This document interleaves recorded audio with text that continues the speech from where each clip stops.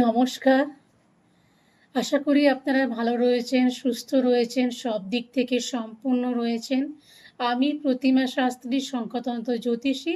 জ্যোতিষশাস্ত্রের সংখ্যাতন্ত্রের বাস্তুর উপায় দিয়ে আপনাদের জীবনের সমস্যা সমাধানের চেষ্টা করি।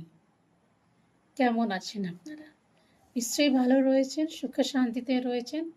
আর আমি সবসময় চাই যে আপনারা ভালো থাকুন, সুস্থ থাকুন এবং সব দিক থেকে সম্পন্ন থাকুন। তো আজকে যে বিষয় নিয়ে আমি আলোচনা করব সেটা হচ্ছে যে আমাদের love house in astrology.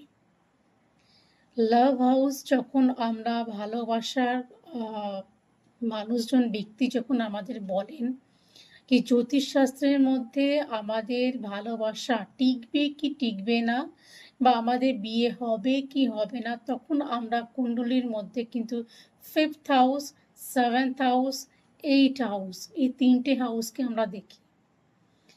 5th হাউসটা আমরা বলে থাকি কি এর মধ্যে আপনাদের 5th হাউসটা যখন কুণ্ডলীতে আপনাদের মধ্যে যখন ফার্স্ট ডেটিং হয়, দেখাশোনা হয় এবং দেখাদেখি হয়, তখন কিন্তু আমরা 5th হাউসকে বলি যে ইটস ওকে ফাইন।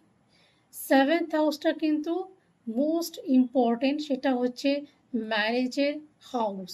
কি আপনার ওই ব্যক্তির সাথে বিয়ে হবে, না আপনাদের ভালোবাসা টিকবে, ছাড়াছাড়ি হয়ে যাবে, অন্য কোনো মানুষের সাথে তার বিয়ে হবে।